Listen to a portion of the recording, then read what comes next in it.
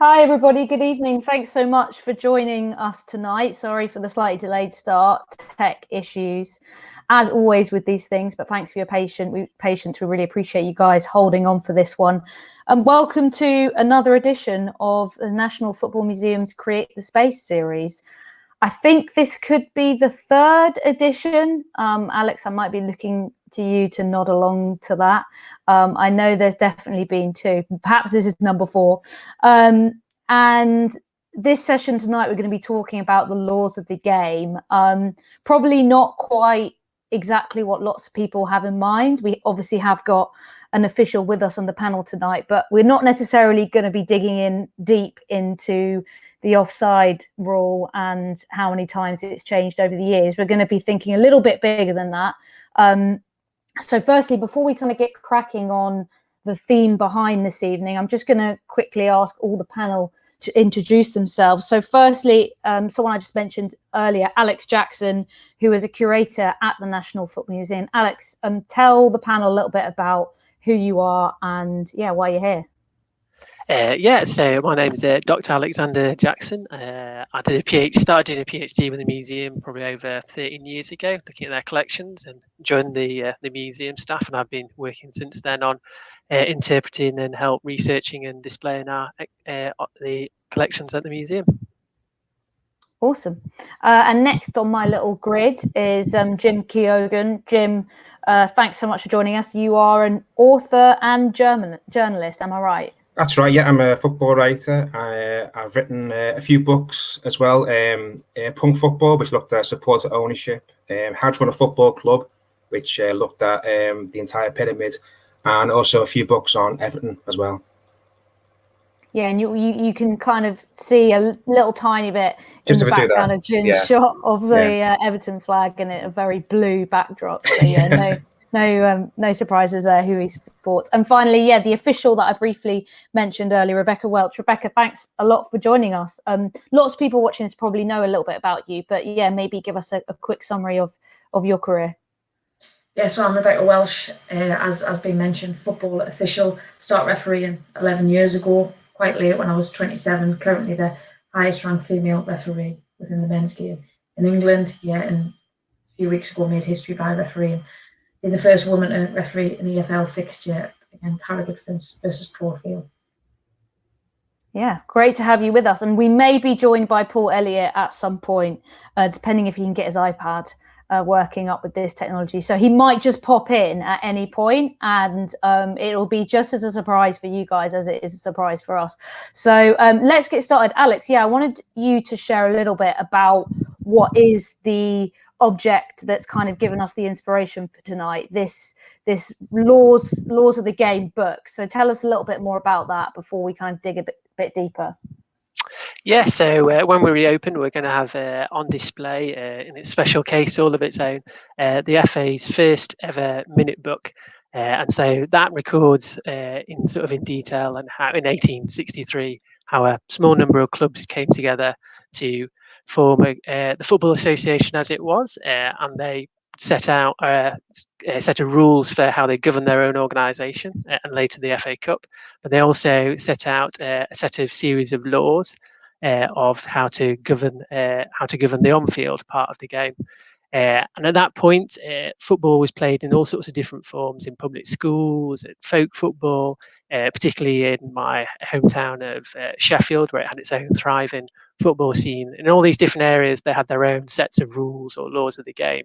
And so what the guys at the clubs who went to the FA, formed the FA, were trying to do was trying to create like a universal set of laws. So when you played someone, you weren't like haggling over which set of rules you'd be using at the start of the game. Ultimately kind of failed at that because one of the clubs that went along, Blackheath, kind of disagreed with some of the interpretations. They wanted hacking to remain in, and they left. And then they helped form the rugby union. But over the years, the laws became more popular, and obviously today they are the sort of the bedrock of a game that's played across the world, and is the most popular sport in the world.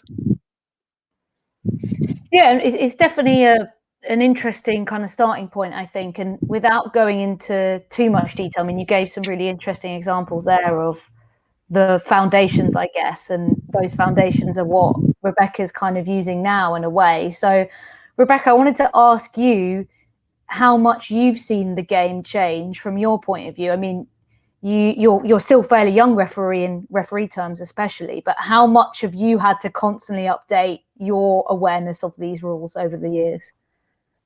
Yeah, I think it first starts for me. So obviously, growing up, loved playing football, and I totally agree with what Alex saying there. It was wherever we played, it was like our rules. It's my ball. It's my rules, and that's kind of how we grew up as kids.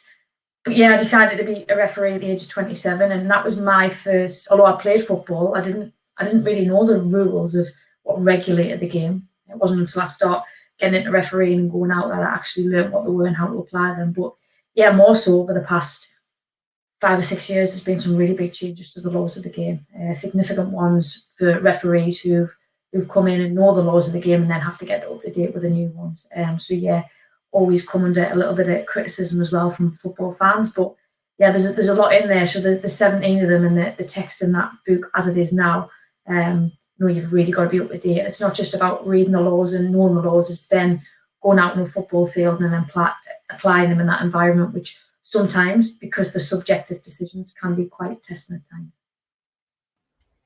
Yeah, Jim, Rebecca mentioned the fans there, and obviously that's really your kind of area of expertise. And I wanted to ask you about the fans' influence on these laws, not necessarily the laws on the pitch and those sorts of laws, but in terms of, in general, laws of the game and the way that we see football has changed.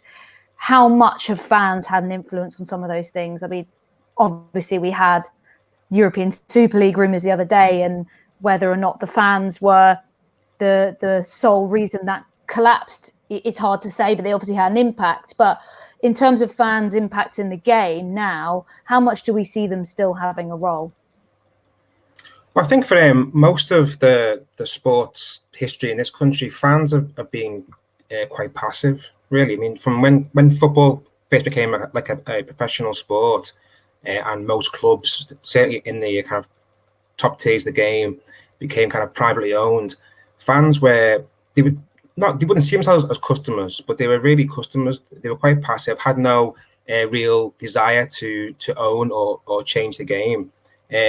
Certainly, maybe in the last 30 years, you're seeing a change in kind of what it means to be a fan. There's certainly a more activist element within supporters, probably more kind of powerful at low levels than at the top. But in terms of kind of what fans can do to kind of change the game and kind of change how football's run, change how clubs are run, at the moment in this country, fan power is relatively weak. It can there's a lot of kind of noise around it, but actually, if you compare it to other countries, certainly Germany, the role of a fan at the moment is not as strong as I suppose a lot of activists would like it to be, really.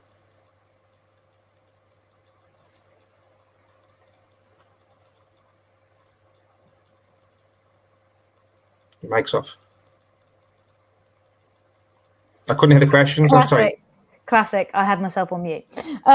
Sorry, I was going to say, when was fan power at its peak? Obviously, I'm still a relatively young football fan, but I do know just when the UK had a more, I'd say, probably politically active population, and maybe there were a lot more protests than we see now. Was that the same sort of era that we saw fan power at its peak as well? Well, I mean, in terms of kind of the influence that fans could have on a club, I mean, really, it's the early years of the game when it's at its strongest. When clubs were member owned and fans were effectively owned everything, they could direct how clubs were run. Then you've got maybe 100 years of it being relatively passive. I think fans, as long as football was cheap, they were quite happy. The owners were kind of didn't seem too different from them. They were often kind of locally wealthy people who are either supporters or kind of motivated by kind of civic virtue. It's, as I said before, it's only in recent years that you've got a change. And by kind of England standards, we're at our most active now. We've got kind of supporter trusts all over the country. We've got fan-owned clubs. We've got campaigns that cross club boundaries. So right now we're kind of moving back to what we were maybe back in the 1870s, where fans have are trying to get a real voice. We're moving back towards that sort of picture, but as I said, it's still a long way to go. And Alex, in terms of that book itself, now we see sort of governing bodies and organisations like the FA, like FIFA, take on a much broader role than just legislating what's going on the pitch. So when did that really start to change, with those organisations saying, actually, we want to do more than just deciding what's a handball and what's not a handball, and we actually want to kind of, have more of a role for football as a culture? That's an interesting one. I sort of like, I'm trying to think now, whether to pinpoint. I think sort of, trying to think, sort of, I'd probably argue in terms of the Football Association in England, you start seeing to have a sort of more proactive role in terms of its activities in the sort of the very late part of the interwar period. And if we're going to pick out one person, it's Stanley Rouse, who became the secretary of the FA in the 30s. And he was a former referee himself. As quite a number of officials at the FA and in other places are often, referees often turn into administrators or are administrators at the same time, which is an interesting thing. And he started trying to make the FA more proactive in terms of educating the public in terms of the laws of the game, coaching, helped instigate the FA coaching scheme in the late 30s. Especially after the Second World War, he sort of brought the England and the home nations back into, to a degree, back into FIFA.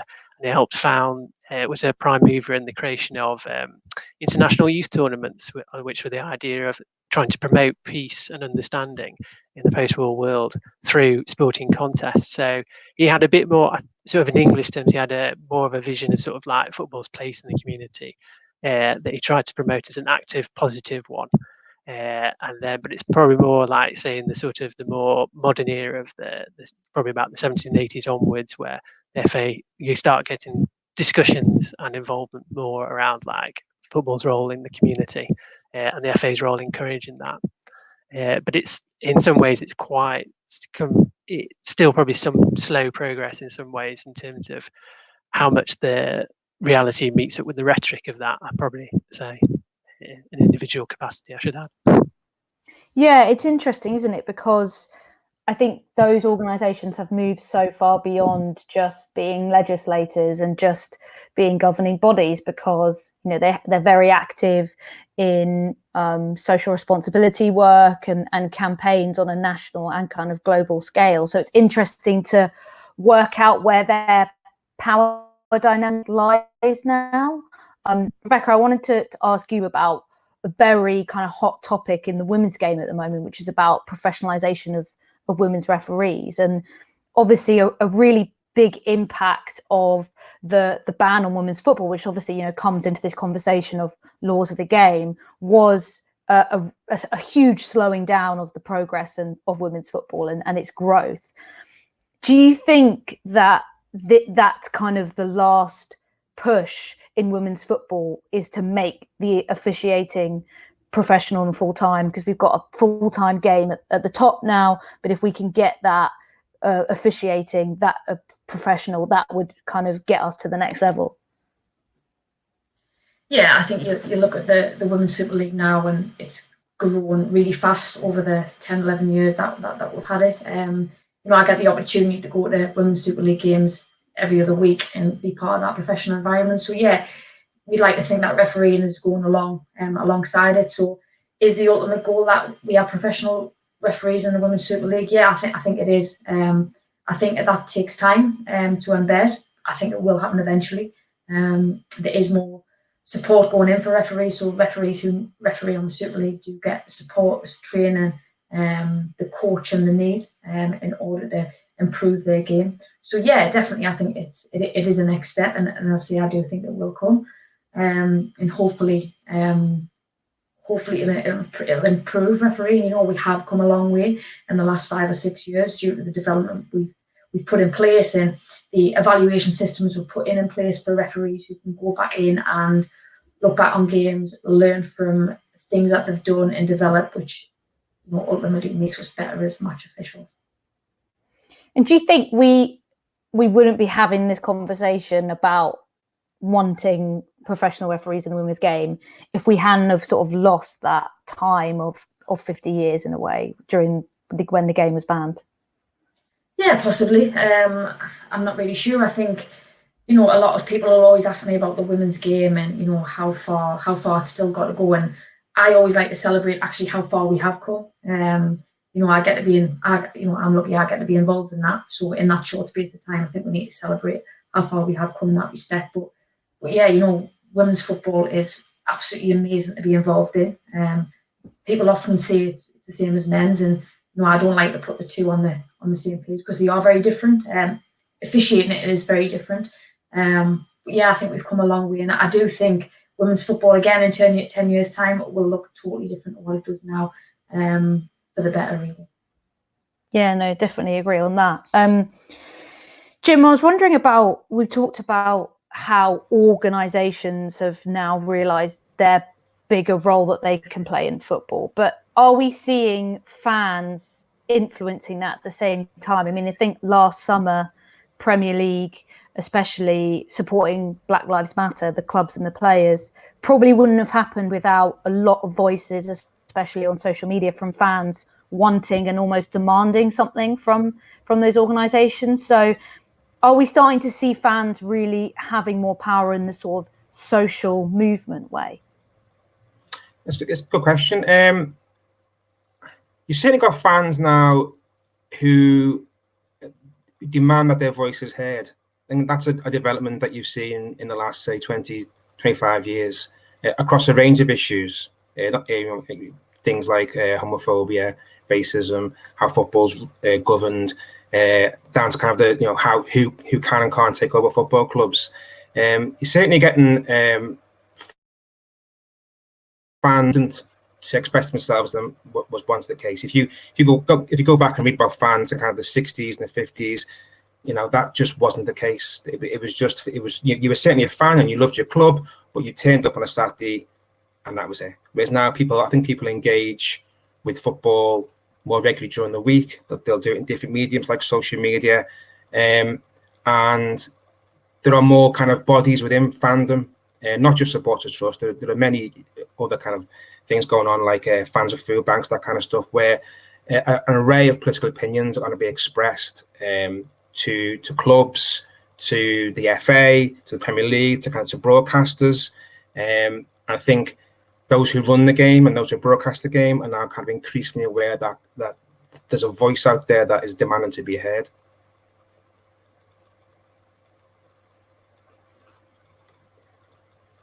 Yeah, things off. Sorry, I'm having a nightmare with unmuting myself. Okay.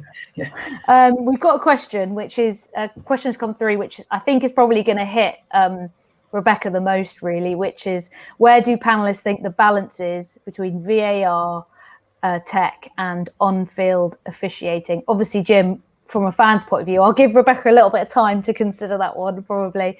But Jim, from a fan's point of view, obviously VAR, not the most popular thing with the fans. So what's your opinion on that? And also someone who, you know, studies a lot about fan behavior and fan voices. I mean, do you think the anger from fans is going to influence the way VAR is used, or if it disappears entirely?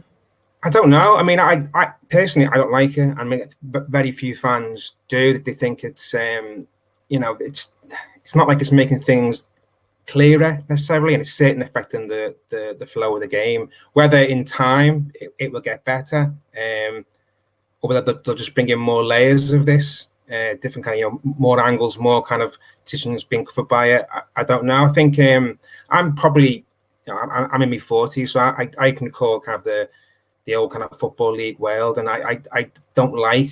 I was happy that referees made mistakes. I always thought of the course of a season, they evened out, and whilst some decisions might kind of rankle longer than others, by and large, it was part of the game. You kind of that was accepted. It was kind of you know, it's that you just at the end you sucked it up, and that was it. And I think there seems to be a desire now to kind of remove every possible mistake from football, and it robs some of the joy of the game. You know, you've got talking points after the game, mistakes to be kind of talked over with other fans. It's I preferred football the way it was. It didn't really need changing, but you get the sense that this is the way it's going, and nothing the fans think or say is going to change now. Rebecca, your thoughts on that?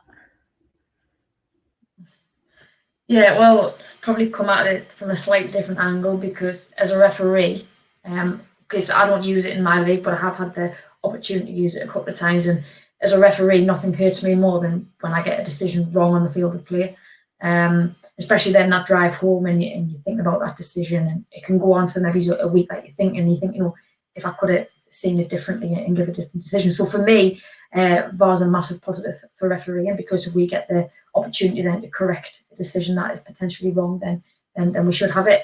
But it's change, isn't it? And it's a big change, and some people don't like change. I always remember being at a talk in with a player who played for Sunderland years ago, Keoghan Ball, and somebody asked him about technology, and his response was, actually, I quite like it when you guys get it wrong, because it gives people something to talk about on a Saturday night or a Sunday morning. So quite similar to what Jim said. But yeah, I'm a bit of a perfectionist, so hate making mistakes as a referee. It's going to happen. I'm a human being. But if we have a system in place that gives the opportunity to have another look at it, then yeah, it's always going to be a yes from me. As I say, I come at it from a little bit a different angle, from a fan's point of view to a referee's point of view.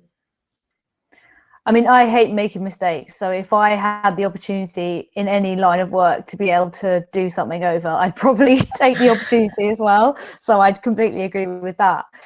Alex, I touched on professionalisation earlier with Rebecca, and how that's played out in the women's game, and how we're sort of nearly there across every single area of the top tier. And I know, Jim, you've looked at professionalisation as well, and that sort of fight with amateurism. But from your point of view, looking at the history and obviously the collection at the National Football Museum, what have been the standout moments in that sort of battle in the game? And also, you mentioned how that influenced the laws, but how else have we seen that influence the football we know today? I know Paul probably has quite a lot to say on that, so maybe if he does appear, we could get him into that discussion. But yeah, from your point of view in a historical sense.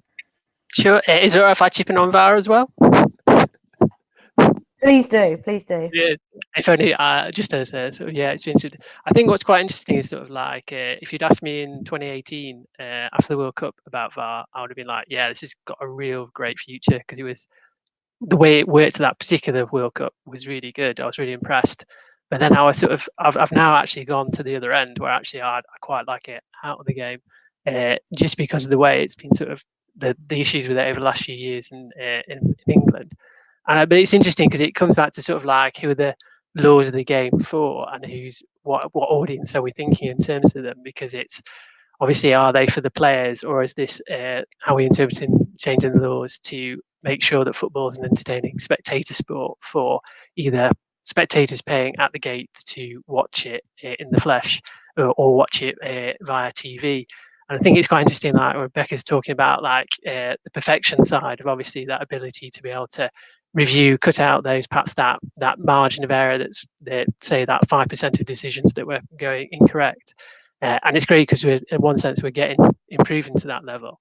On the other hand, I think what it's shown is obviously sort of when you're legislating to within about a millimetre or two of a player being offside, it's then coming down to the question of like, what purpose are these laws serving? Is it to and the use of VAR? Is it the use of VAR to make sure we're getting absolutely all the decisions right, but then what is the knock-on effect that onto the game as a spectator sport, if it's going to be broken up, if it's going to be people being brought back, and also crucially, I think as Jim was saying, like perhaps some of the excitement being taken out of it, if we are having to always pause every single time a ball goes in the net, whether it's actually going to be a goal. And it's interesting, obviously quite a few of the players have been talking about how they dislike it because it's actually ruining their experience as professional footballers, in terms of being able to celebrate that joyous moment at work when they put the ball in there, which is it'll be interesting to see what happens over the next year or two in terms of how the lawmakers decide where that balance lies or not, and what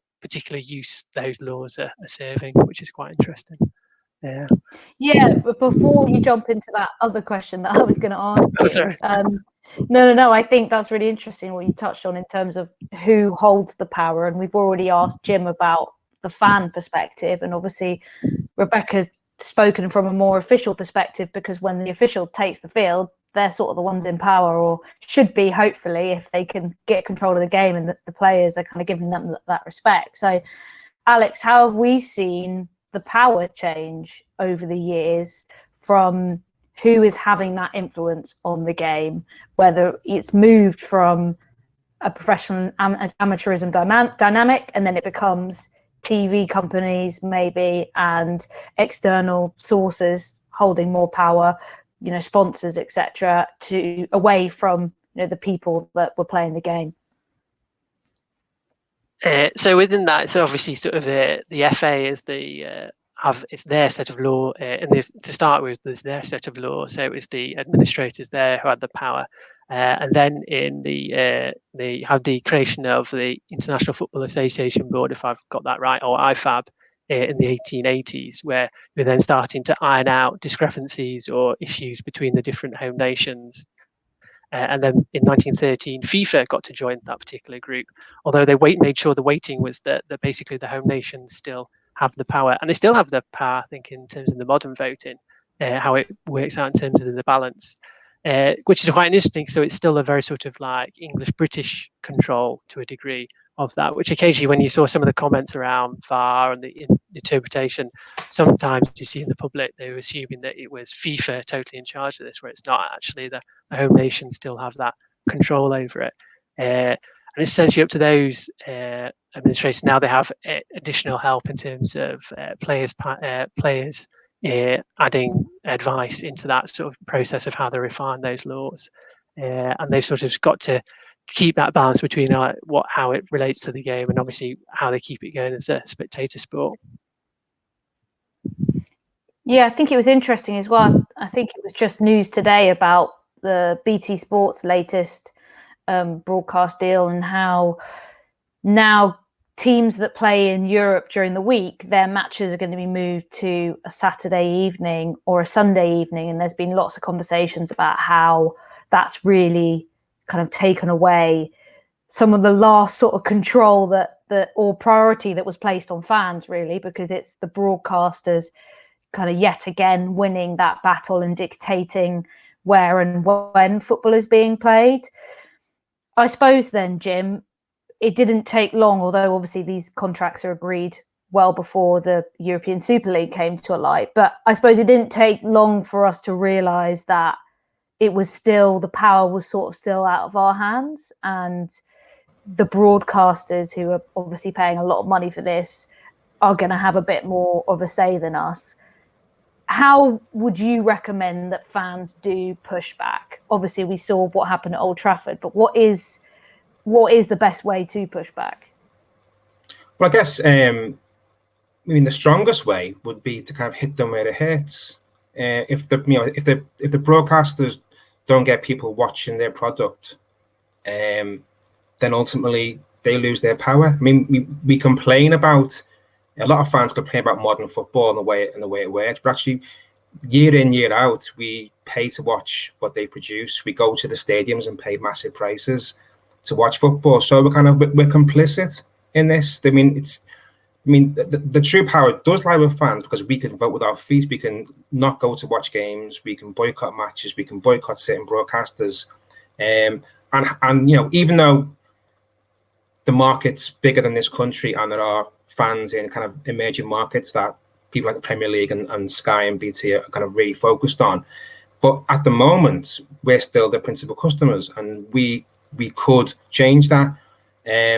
But I think the football clubs and the Premier League and the broadcasters know that we're not ordinary customers, and we've got that kind of almost visceral connection to our clubs and to the game that we can't we can't kick the habit even for a season. We can't do it because we're so kind of enmeshed in football. So it's a frustrating one, because the solution is there, but I'm not sure the will is at the moment. And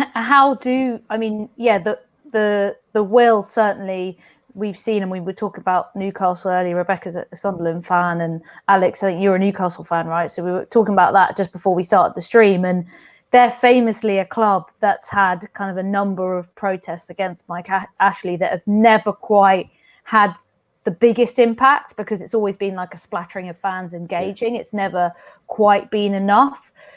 Do you think what's happened with the Super League is going to be kind of potentially something that finally tips people over to the edge and realize that actually they need to come together and unite in one in order to have the biggest impact? Or, like you said, they still want to watch football at the end of the day and they want to get to the stadium? I think it's the latter. I think ultimately it's, at most clubs there's an activist element, but they're, certainly in the top flight, they're diluted by fans who are either apathetic or their main concern is what happens on the pitch. They might make the right noises online and retweet a few things here and there, but by and large, they follow football to watch football and to see their team finish as high as possible. So it'd be lovely if the European Super League kickstarted a kind of revolution in fan activism and we kind of united across clubs. But realistically, certainly based on what's happened over the past 30 years, it never quite takes off. It's as you said, there's kind of a few protests, it's a few people. It doesn't really make a massive difference, and then life gets back to normal, and kind of people kind of acclimatize to the new normal, and we go on the same path we've been on for since the Premier League was launched, which is power kind of concentrating in a wealthy elite, and the broadcasters becoming more and more powerful season by season, which I think is kind of the basis of modern football. One of the more positive things as well to come out from the drama of the ESL is the announcement that there's going to be a review led by Tracy Crouch into football, and I think a lot of that's going to be the regulation. And someone's actually asked Rebecca about reviewing the laws of the game, kind of more from an official point of view. How does it work with amending laws? Is it kind of a regular IFAB discussion? And obviously we know that they changed in the summer. There was a bit of debate about those changes for handball and stuff, but do you feel like as a referee you can feed back to IFAB or the FA or whoever and say, actually as an official I would say XYZ doesn't quite work for me, or we need to look at that? Do you have that power as an official? Probably not feedback directly, but we should obviously feedback when we meet for training and development days. A lot of our off the pitch work is discussing clips, discussing what we would do, this situation, how you've interpreted this, because four of us are on the call here, four of us will interpret one situation totally different. So yeah, we do a lot of that, and then that gets fed back in by the channels. Handball, it's a difficult one, isn't it? Again, all refereeing decisions, I would argue, are difficult because they're subjective. So what I think's a foul and what Alex thinks is a foul is probably two totally different things. What is a foul in one game, because the temperament of the game might not be a foul in another game, because you're not just applying the laws of the game rigidly when you go out, you're also feeling the game. Okay, so what does this game expect? If this game goes out and people are playing football along the back and nobody's really challenging, it's very different to a game where it's end-to-end and it might be last year of the season where there's a relegation battle where teams have got to win. So, laws of the game are difficult to apply when you go out of the game because every game is different. So you need a picture at the level that game's at. So, again, lump that in with it being a subjective opinion, and you're always going to please 50% of people, and then you're always going to displease the other 50% of the people. And that's the life of a referee, unfortunately. One I wouldn't change, but yeah, the laws of the game is a discussion that I have week in, week out with my family. So every time I go around to my grandparents and meet my granddad, I'll say, did you see that game at the weekend? Which normally I don't, because on a weekend, normally I'm a football, so I don't get the chance to watch a lot. But yeah, it's always a debate and it's always a conversation. And to me, that's what football's about. I used to debate it when I was young and growing up. Still do debate it now as a referee. So yeah, we definitely feed that back in to our managers and our bosses and other colleagues when we do training events. And ultimately, it's a good thing for us because it helps us see things from somebody else's point of view, and it helps us learn. And everyone always thinks that they could be a better referee, but the case is always absolutely not. To be honest, I'm the best referee when I'm sat on the house in my armchair with a cup of tea. So yeah, And you get then you get the camera angles, don't you? You get the camera angles and the replays, and everything becomes so much easier when you're sitting in your sofa. Yeah, definitely. Alex, one of the things I wanted to ask Paul, and I wonder if you could maybe feed into this a little bit, and I think Jim as well, is there's a lot of changes, especially domestically, that we've seen in the laws of the game, not necessarily from Rebecca's kind of officiating point of view, but we're looking at the number of game ban that a player might receive for racism, or 3-step protocol from UEFA, or only last year a bill introduced to make homophobic chanting in stadiums illegal. Things that you wouldn't quite realise have only just happened in the last couple of years, really. What has been quite slow progress in terms of changes in the game. Alex, why do you think that's been so slow in terms of your kind of historic look on football with that lens on?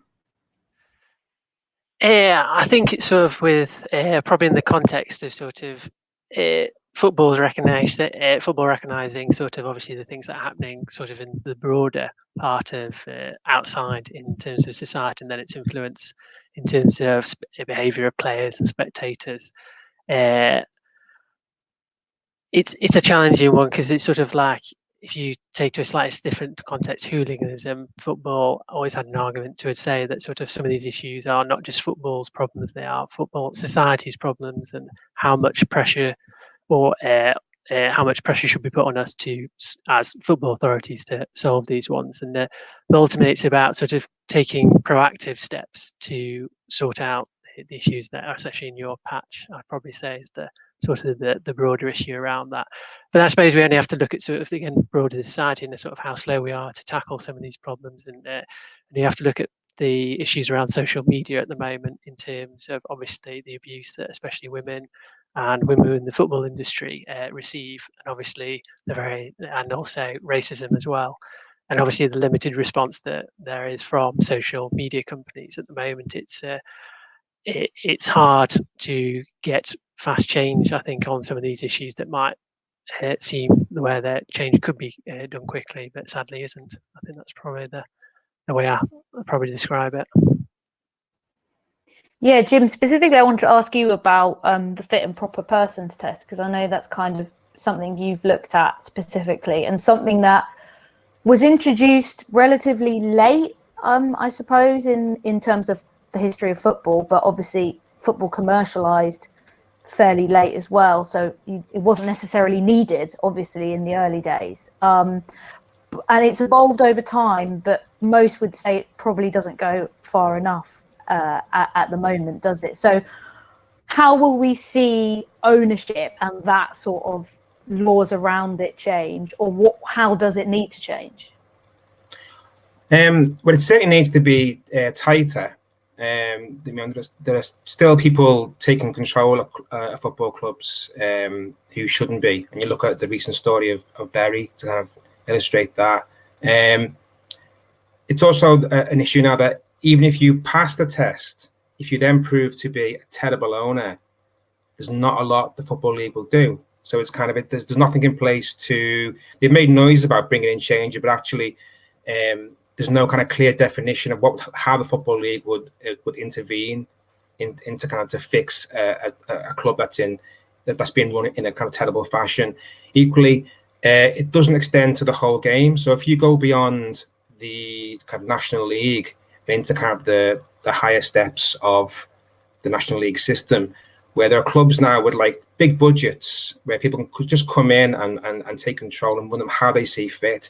There's almost no regulation whatsoever, and there are plenty of examples in the last few years of good non-league clubs being kind of brought to their knees by terrible owners who just come in with no experience at all, with no funding, just fancy having a player run a football club, and they kind of bring disaster down on the fans. And there are plenty of clubs that have come close to going out of business because there is no regulation. So certainly when I've talked to kind of people involved in the game at the moment, there's plenty of owners that are good in kind of football, and their feeling is that the Football League don't mind having a few bad clubs if the overall product is okay. And that extends to the Premier League too. They're quite content to have a Bury or a Bolton because the rest of the clubs are doing okay and the product they're selling is going down well with punters.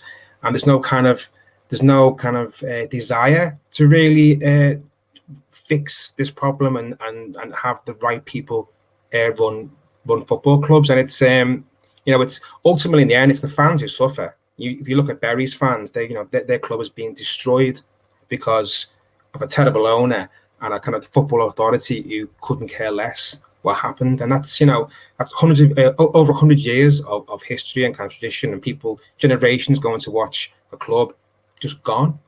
And it's it didn't have to happen, really. And I think that's what people find so frustrating. It doesn't need to be like this. But until there's a kind of a root and branch change of how you run football, it's going to be like this.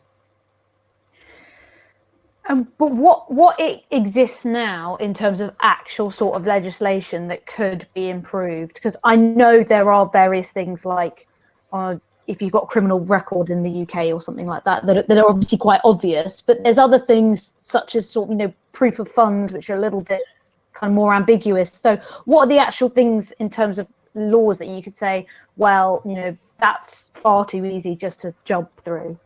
Well, that's a great one. Proof of funds. So kind of a good example of that is Bury when their owner took over. You're meant to kind of show the league that you have the funds. So the law is there, but it wasn't applied. It's because he took over so quickly. It was just went through. So it's not only a case of do you need more laws? You also need to apply the laws that exist. I think that goes back to the kind of the indifference of the Football League. I mean, rather than kind of really take this seriously and wonder who this man is taking over this club, because it happened quickly, they thought, fair enough, and just passed it through. And we can have all the laws in place to kind of really tighten this up, but unless they're applied, unless the Football League take this seriously, and unless it's applied to other areas of the game, things like Bury will still happen.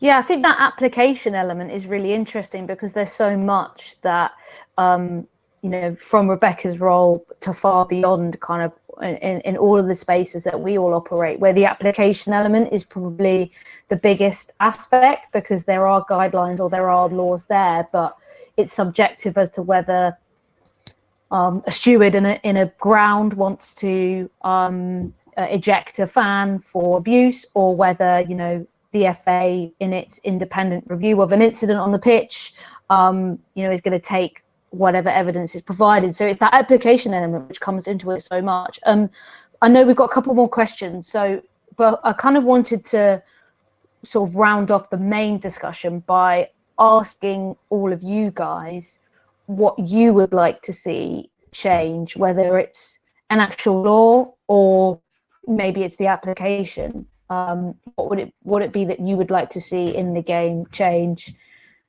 Alex, I'm going to start with you. If you want a little bit more time, I feel like Jim might have his answer ready to go.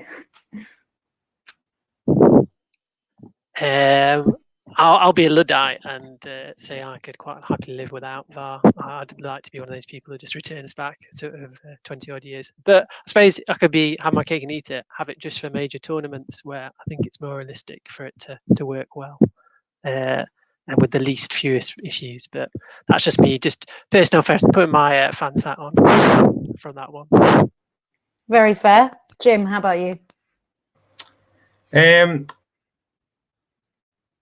Kind of laws brought in to make our game more like the German system, where there's genuine kind of fan, not necessarily control, but certainly the fan's voice. There's a legal underpinning for the fan's voice. That clubs have to kind of either appoint a fan director, or when a club is put for sale, fans get first refusal. I think a lot of the problems that exist in football, and a lot of things that irritate fans would be alleviated if they genuinely had a voice in the game that was kind of legal underpinning at the same time. And Rebecca, how about yourself? Yeah, I'm going to go really selfish. So probably something I was really guilty of when I played. I didn't have a clue about the laws of the game.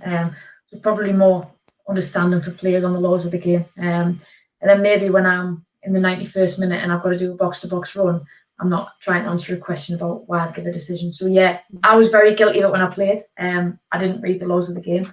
I knew very, very little of them. It wasn't until I become a ref that I did. So yeah, purely selfish answer, that one. No, you totally see it though after games, especially when players who have either recently retired or play now tweet about a decision. I think it was Tyrone Mings recently got a lot of stick on Twitter because he tweeted about a decision and then someone replied saying, well, don't you know the rules of the sport that you've been playing your whole life? So it's definitely, I think it's certainly one. I mean, there's tons of rules of the game that I don't necessarily completely understand, and I write and talk about football loads. So that's something I think we should all be really doing, especially. Rebecca, we've got a couple of questions which are going to be a bit more of a technical one, because I think we've got some kind of referees in the house or people who are grassroots players who have a question. Someone's asking about the 6-second rule for goalkeepers. I think certainly one as fans that people get very frustrated about, because when obviously we used to be back in stadiums, I remember, I'm a QPR fan, used to go to Loftus Road, and when a player picked up the ball, you would count, you know, as the whole corner of the stand, how many times, very loudly, and it would seem like they were holding on to the ball for 15 seconds. So someone's asked, does the 6-second rule still apply? It seems quite normal for goalkeepers to hold the ball for anything up to 20 seconds, especially if their team is ahead near the end of the game. Does this count as deliberate time wasting? I rarely see a player caution for delaying the restart. This really frustrates me as a fan. So does the rule still exist? Is it a rule? You know, there are some rules that fans have actually kind of made up in their heads. I know there's lots that people think exist that don't exist. So yeah, what the 6-second rule on goalkeepers? Yeah, it does. And the fans never help, do they? When they count 1, 2, 3. So yeah, it doesn't. Yeah, it exists, and it is applied. You know, you don't want to see time wasting, and that's the thing we try, and managers, referees, we've got to be proactive with that. So often you'll find if the result is going where one team are trying to slow things down, referees have got to be proactive and get in there and tell the goalkeepers or the throw-in taker or the free kick taker to hurry it up. So yeah, we're proactive on that and try and manage it. But yeah, as I say, it doesn't help when people are counting out loud in a stadium. It's great at the minute because there's no fans in, so nobody's done that for the past 12 months. Well, that actually, I wanted to ask you about that. How much does the fan influence have on those decisions? Like, how much would fans counting to 10 really loudly make you think, like, are you aware of that? Does that make you think, oh, I should keep an eye on that? Or are you in the zone and tuned out and you don't really sort of react too much to what the crowd are shouting for? Yeah, it's really strange because I always say to people, you know, fans in the stadium, obviously they're a big noise. Because we're calmed up and we're really tuned into what we're doing, we're speaking as a team of 4 officials on the night. You tend not to hear a lot what's said in the crowd because you zone into what you're concentrating on. And, you know, we're making a decision every 20 seconds, so we need to be zoned in 100% of the time. So, you know, if time wasting is going on, we'll be talking amongst ourselves and we'll be recognising that. But yeah, I don't think people believe us when they say, like, you hear a lot of noise, but trying to detect what that noise is, you just don't switch on to it because you're so focused on what you're doing. Obviously now it's silent in grounds when you walk out. I remember going to Chelsea Ladies when fans were starting to filter back end of last year. It was really strange because the refereeing team walked out and the fans started to applaud us, which again we're not used to. But it was nice to have them back in, and fingers crossed that fans will start coming back in, and then when we get the next season, then it'll be back to normal and that atmosphere will be there for the game. Yeah, and then you go. Sorry, no, Alex, you go. I was going to ask, could I ask a quick question of just in terms of, do you find it harder with small numbers of fans or with the larger crowds? Because I know I've sort of come across that in some material we have in the collection where, like, refs in the past, like, sort of like done interviews and someone say, like, it's really hard when you can hear every single comment from a fan around you, as opposed to huge big crowd where it's a little bit sort of like white noise where you block it out. Do you find it like that at all? Or? Yeah, absolutely. I think coming through a local level, when you maybe have 20, 30 people on a Saturday afternoon going and watching the local team, you hear everything.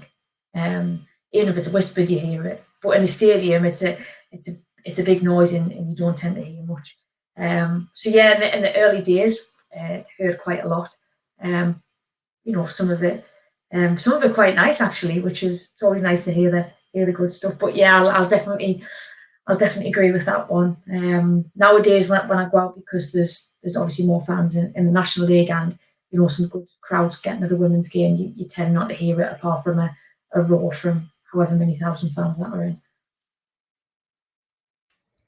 At least, well, I suppose it will be better when fans come back in, because probably now you're just getting even more gobby chat from players, whereas before you'd have a bit of noise to drain them out. It's like covering games, all I've heard is players shouting constantly at the ref. It's just must be so annoying. I don't think we've had any more questions come in, but if anyone wants to quickly drop one in before we wrap this up, please do.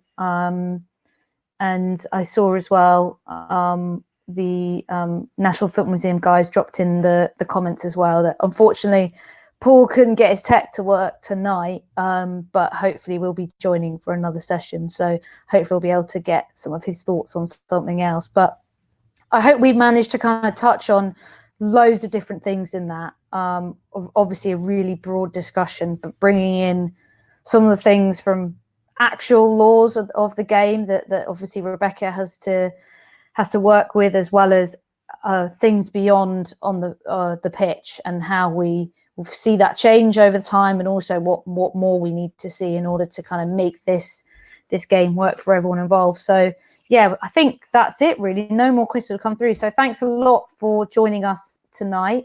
And I know there is actually a new event coming up, which is Euro 96 themed. There's a very good picture of Gaza on the event page.